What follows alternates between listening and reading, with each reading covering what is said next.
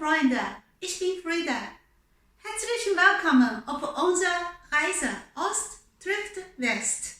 Letzte Woche habe ich über die Gang, die ich auf der Straße von Shanghai gegründet habe, und auch über unsere gemeinsamen Spiele und Unterstützung füreinander gesprochen. Heute werde ich euch vom Abschied erzählen. Als ich etwa 7 Jahre alt war, stand unsere Familie vor einem Problem. Der Vermieter erhöhte die Miete erneut und zwang uns damit, die Wohnung zu verlassen und auch eine neue, bezahlbare Unterkunft zu finden. Es war eine echte Herausforderung mit unserem begrenzten Budget. Jedoch boten die Schule meiner Eltern eine Lösung. Sie stellten uns Plätze in ihren Wohnheimen zur Verfügung. Allerdings nicht für uns alle zusammen. So teilten wir uns schweren Herzens. Meine Mutter und ich zogen in das Wohnheim ihrer Schule, während mein Papa und meine Schwester in das Wohnheim seiner Schule umzogen. Beide Wohnheime lagen weit entfernt von unserem alten Wohnort. Ja, mit dem Umzug kam der schwerste Teil für mich. Der Abschied von meiner Straßengang. Diese Kinder waren nicht nur meine Freunde, sie waren mein erstes Team, meine engsten Verbündeten. Wir spielten zusammen, lachten zusammen und lernten die Lektionen des Lebens und entdeckten die wahre Bedeutung von Freundschaft und Zusammenhalt.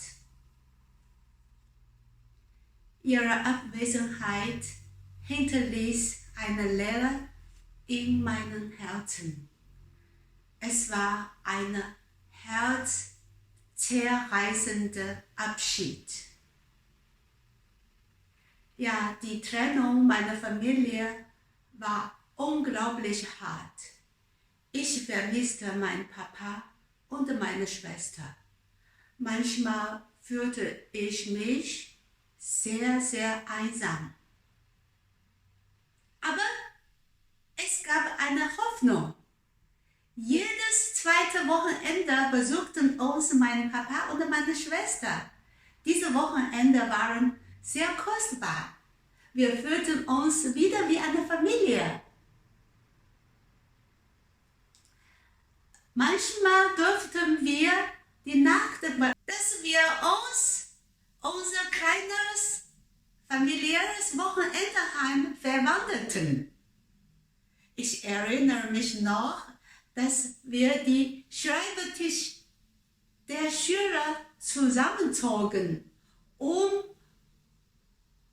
provisorische Betten für uns zu schaffen. Trotz der schwierigen Lebensbedingungen spendeten uns diese gemeinsamen Momente Trost. Wir fanden Freude im Beisammensein, wenn auch nur für kurze Zeit. In dieser Zeit war ich auch immer glücklich, wenn ich für meine Familie etwas zurückgeben könnte. Zum Beispiel, als wir in der Schulkantine aßen, verteilte ich heimlich immer die besten Teile wie Fisch, Fleisch und Eier an meine Mama, meinen Papa und meine Schwester.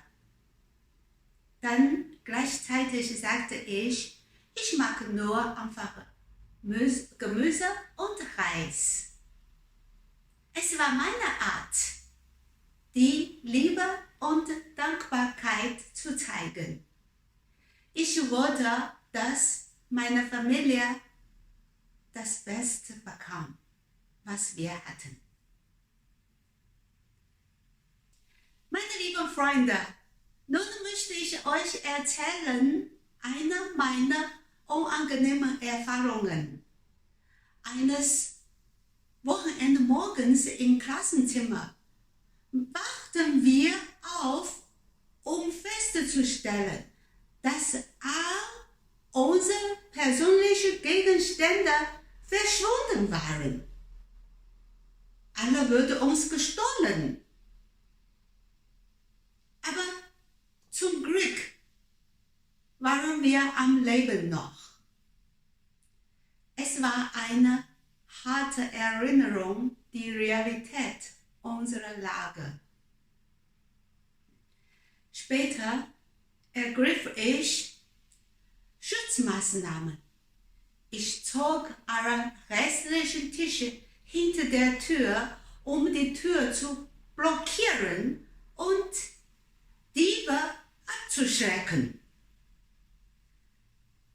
Es war eine Zeit gemischter Gefühle. Der Abschied von meinen Freunden und die Trennung meiner Familie machten mich sehr, sehr traurig.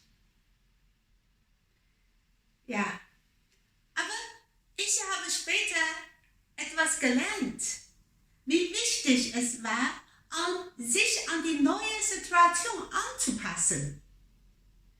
Es war eine Zeit, in der wir aus Verlust Lektionen zogen und die Trennungen als Chancen sahen, um stärker zu werden.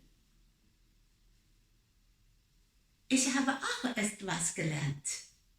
Wir könnten unsere Situation nicht kontrollieren, aber wir können Freude im Geben finden. Meine lieben Freunde, nächste Woche werde ich euch erzählen den Beginn meines neuen Lebens, meiner Grundschulzeit, eine harte und andere Erziehung. So, bleibt bei mir, liked, teilt und abonniert. Vielen Dank, dass ihr bei mir wart. Bis zum nächsten Mal. Bis dann.